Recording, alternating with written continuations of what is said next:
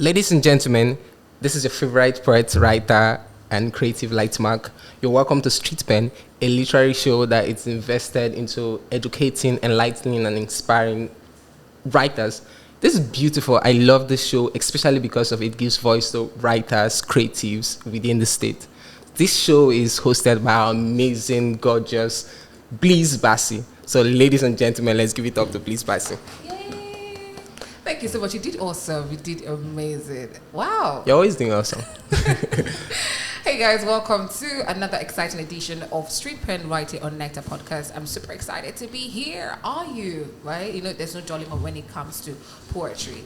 And of course, as he said, it's about creative writing. It's for creative writers. It's for lovers of literature. It's for songwriters, for rap artists, for everybody that is art inclined. Yeah. Yes, you are in some way. Yeah, a poet. You always need to communicate to your audience. Yes, Yeah. you've got to pour out your emotions, express yourself, and so that's basically it. Yeah. Now, you know the drill already. We get to share some interesting words that we love to use when we are writing, Okay. or and also learn new words when, of course. So, are there words that you love to use? First of all, my most popular or very personal word is not very unpopular to the people. Okay. Perspective. The word perspective, I connected that word so much since I'm someone who loves to explore different perspectives. Second word is berserk. Berserk. It means a violent explosion. It's like going crazy. Berserk. Yeah, going frantic. Yeah, that's the other word. The third word is jinx. Jink. It's basically bad luck. So that's it. Are there reasons for those choice of words? Those choice of words. Okay. For someone who loves expression, berserk actually shows. Yeah, as we're saying off camera, like some poets go explosive, that kind of stuff. I love explosive stuff. Yeah. Okay. And then jinx. Jinx, I do not have a reason. It just came to me. I'm curious to life here, and this, of course, the voice you're hearing after mine is Lightmark. But for those who are just meeting you for the first time, tell us, who is Lightmark? Okay, Lightmark is a poet, comedic writer, and a creative. He's one of the pioneer poets in University of Umoh. We started doing poems since 2013, and we inspired most of the other younger poets, or their circle. Yeah, at Poeticness we started, which is a big community of poets on campus. Yes. Yeah, it's beautiful. So Lightmark is someone who tells personal stories. He uses personal stories to explore new perspective. He would soon be setting up a podcast, the Everything Human podcast, which he'll be exploring human story, perspectives, empathy, kindness, relationship, toxicity, how to navigate the Twitter world, which is crazy and toxic and all of that. So that's what Lightmark is about. The last guest that joined us, he described you as a wicked thinker. How would you define that? Yeah, it's fine. Right. It's fine. I go really explosive. I go really imaginative. I could write a story about ants and their invasion to human beings. Yeah, and it could still be very intriguing. So that's that. It's fine. How's your creative process like with you if you have to write at all? Okay, they're different. Sometimes I need to make a list. If I want, okay, there was a piece I did about Adam and Eve, and showing the perspective of Adam and Eve. It's easier for people to abuse them or speak negative about them, but Eve came from ribs, and Adam didn't have a father. That kind of thing. This kind of concept, like, so for something like that, I could just make a list of things that related to the subject, then look for a way to spin them creatively. So that's my writing process basically. Okay, so what brought about your interest into poetry? Was this something that you were doing? Was it something that you saw that got you? Sadness and depression. I needed to express that. Yeah. So it came from a place of bitterness. Yeah. Would you want to share the story, or will it be for another day? Okay. I always had daddy issues. I always had conflict with my dad. So my first poem, I usually describe the poem as it had more tears on the page than poems. Like I was crying and writing those things down. Literally. Yeah. So over time, you have to explore new perspective. As an artist, you actually follow new people and try to explore in order to find your voice. So you just go I different hope paths. that the sadness has become. Yeah, I think I'm fine. I'm You really think fine. you're fine? We need to know. No, like The process is it's. being human is struggle. Being human is that you have to struggle with things. But I think those pains that made me start up writing initially, it's no more there. Yeah. So who are your favorite poets or writers that you tap your inspiration from? For me, I actually follow different creatives from comedians like Hassan Minaj. I follow Trevor Noah. Jon Stewart. I follow comedians because of the way they could use humor to explore perspective is amazing to me. Then I follow Eminem. I follow underground rap artists. Okay. Yeah. Like, so when you say underground rap artists, who are those ones? There's Camo, there's Kota the Friend. Chance the Rapper is quite popular, but I love Chance the Rapper a lot, yeah. So I know every poet has a stage that they always want to, perform on. What would that stage be for you? Okay. If there's a grand stage, I'll be thinking about Broadway. I'll be thinking about a TEDx event, but I always think about actually setting up my own show, an event that everyone looks forward to, that kind of stuff. Yeah. Okay, so if something ground. For those who want to learn the art of poetry, what are the 3 basic things that you would tell them in order to start? So the first baby steps. First thing, there is no writer without writing. Start writing. Write all the trash you can possibly write till you start writing stuff that are very good. Second thing is being consistent, being very consistent, and explore new perspective. Repeat. Yeah. You keep using the word perspective. Yeah, that's why I told you perspective. Yeah. But that's your message. Yeah. So that's if someone was to pick up your piece right now, it would be about perspective. Yeah, how people see the world, how people see you as a person. Yeah, how I see the world too. How you see the world too. And then the second word, second message would be what? It's the second message in regards to when you're writing your piece. Yeah. If somebody was to pick up your piece to read. Okay, the person will see a sense of responsibility. Okay, there is a recurring theme with try to fix up your life. That's life is hard itself, so try to fix it up. That's one very recurring theme when it comes to my work. Okay, and then if you were to work with any poets, whether at home or international, who are the poets that who would be seen like Mark? Okay, poets, international poets. There is Rudy Francisco. Amazing guy. Really, really, really amazing guy. Sully Briggs. Our daddy, Sully Briggs. Of course. Yeah. Okay, interesting. All right, guys, this is still the Street Pen Writing on Nectar podcast. My name is Bliss Bassi, and I'm having a wonderful time with the amazing, most popular, most talked about, most sorted out for poet, spoken word artist, of course, Light Mac. He's live here in the studio, and I'm having an amazing time. So before I will start reading some of the piece that you've shared with me, we'll be going right now on the break and we'll be watching a piece by Maya Angelou, the piece that is titled Still I Rise. When we come back, Light Mac and I will be doing some analysis. I almost use the word trashy, but no, I'm going to use the word analyzing that piece. So when we come back, of course, we'll be doing some talking. Stay tuned. You may write me down in history with your bitter, twisted lies. You may trod me in the very dirt, but still like dust, I'll rise. Does my sassiness upset you? Why are you beset with gloom? Just because I walk as if I have oil wells pumping in my living room. Just like moons and like suns with the certainty of tides, just like hope springing high, still I rise. Did you want to see me broken, bowed head and lowered eyes, shoulders falling down like teardrops, weakened by my soulful cries? Does my sassiness upset you?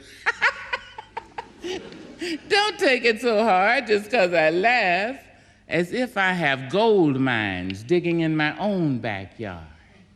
You can shoot me with your words. You can cut me with your lies. You can kill me with your hatefulness. But just like life, I rise. Does my sexiness offend you? Oh. Does it come as a surprise that I dance as if I have diamonds at the meeting of my thighs? Out of the huts of history's shame I rise. Up from a past rooted in pain I rise. A black ocean leaping and wide, welling and swelling and bearing in the tide. Leaving behind nights of terror and fear I rise. Into a daybreak miraculously clear I rise. Bringing the gifts that my ancestors gave. I am the hope and the dream of the slave. And so, wow. There I go. Okay, guys, welcome back. And of course, this is still the Street Pen Writer on Nectar podcast. I'm still in the studio with a light back. Trust me, that piece was amazing. Like, yeah, it's a piece about self-love and self-confidence and standing up for yourself in a period. Like, it's a very impactful piece. Like, strength, speaking for her beauty as a woman in a world where men feel like, or men, where it is said that men are supposed to attain a particular height, and then the women are supposed to be below. Even black men were not even given respect. Yes. So she was down the rug, you understand, and she became successful in that period of time. It's beautiful. It's a very amazing. For those who didn't get to hear the words, I'm just going to try to be fast as possible to read out line by line. Those were the piece. It's by Maya Angelou, and the piece was titled, or is titled, "Still I Rise." So this is how it goes. You may write me down in history with your bitter, twisted lies. You may trod me in very debt, but still like dust I rise. Does my sassiness upset you? Why are you beset with gloom? Because I walk like I've got oil wells pumping in my living room. Just like moons and like suns, with the certainty of tides, just like hope springing high, still I rise. Did you want to see me broken, bowed head and lowered eyes, shoulders falling like teardrops, weakened by my soulful cries? Does my haughtiness offend you? Does it take you awful hard? You may shoot me with your words, you may cut me with your eyes, you may kill me with your hatefulness, but still like air I rise. Does my sexiness upset you? Does it come as a surprise that I dance like I've got diamonds at the meeting of my ties? Out of the hurt of history, shame I rise. Up from a past that rooted in pain I rise. I'm a black ocean leaping and wide, welling and swelling I bear in tide. Leaving behind nights of terror and fear I rise. Into a daybreak that's wondrously clear I rise, bringing the gifts that my ancestors gave. I am the dream and the hope of the slave. I rise, I rise, I rise. Amazing piece by Maya Angelou. Beautiful piece. And the beautiful part about this piece is that it has stayed. Yeah. As we go, as the world revolves, that this we always need motivation. We always need someone who admires herself, admires her strength, speaks of herself. Yeah, that theme is reoccurring. So true ages, human beings will always need that. And just before we go to analyzing it, a little profile about Maya Angelou, just in case you don't know who she is. She is an American poet, a civil rights activist, and she has published 7 autobiographies, 3 books of essays, several books of poetry, and is credited with a list of plays of movies, television shows spanning over 50 years. And of course, she was born 4th April 1928, St. Louis, United States, and of course she died sadly 28 May 2014, and it was wow. Yes, and That's a day sad. before my birthday. Wow. May 29th. So, Yeah. yeah. A queen had to die for another queen to be born. You understand that kind of stuff? That's damn. Yeah. Okay, let's move real quick into the analysis. Why does the word trashing? Why does it feel like I'm going to say? Okay, let me use the word dissecting. You have to tell us. It has. I do not know anything about that. Okay, let's just go straight into analyzing the piece. Okay. As you said, that the piece is about self-respect, is about confidence, and it had the theme of saying no to bullying, no to racism, injustice, Gender-based violence. gender-based violence. Yeah. That's basically what the piece. What did yours do? Okay. Self-love, self-respect, love for, like, the confidence to speak of your own beauty, the confidence to speak. We are all flawed, but the confidence to actually stand up and speak for your own self in a world where no one wants to hear that. No one wants. So it was quite radical for the time when she was writing this piece and speaking up. Yeah. Right now, where we have so much self-love on Twitter, is actually easier for us to understand. But in an era where it was not popular, like area, so it was difficult. And then some of the figurative things that she used in this piece were repetition. Yeah, alliteration, amphora, similes, metaphors. Yeah, she also had rhymes. Very good rhymes. Very good rhymes. Yeah, and she played along with can't remember ABCB. Yeah. That's a rhyme scheme that she actually used. And then this piece had like 43 lines in total, and of course 7 stanzas. So those are the things that you also put into consideration when 9 stanzas. Sorry. 9 stanzas. Yes, and of course in all total 43 lines. But basically the piece was about ensuring that there was no more oppression, there was no sort of abuse amongst women, and it was more like women, speak up for yourself and be a better person. Beautiful stuff. Just before we round up, okay, Light Mark, I know you're itching to do something. Since we talked about rape and all of that, injustice and women standing up for their peace, I want you to do a piece in respect to late Umoh. Okay. The piece, actually I had an original piece, but the piece for her the tribute to her would be very short. No problem. Okay. These days, there's no actual requirement for debt. These days, there's no actual requirement for debt. You don't need to starve or fall sick or get hit by a truck. You simply need an iPhone or dread, be a job seeker or a woman. These days, there's no actual requirement for debt. You can die doing something or nothing. In this country, debt is working tirelessly over time, and it's scary. It's scary. Rest in peace. In your bong, Umoh. Thank you so much for doing that piece. Would you still have time to do your original piece? Yeah. Please. Fine. Okay, this piece, it's centered around rape. It's someone who is looking back to a rape experience and actually reminiscing it. After all the trauma she's gone through, she is writing this piece in respect to that event. Okay. Time is a blind nanny gifting me with a new journal.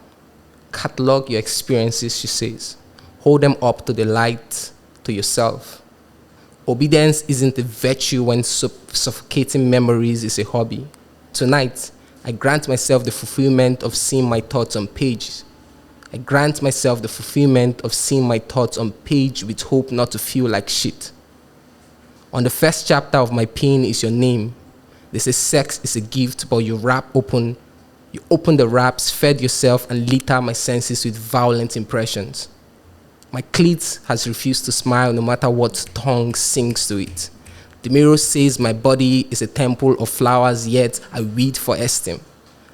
I don't write to burden your shoulders. I speak to speak myself out of silence. And that's all I care. Thank you.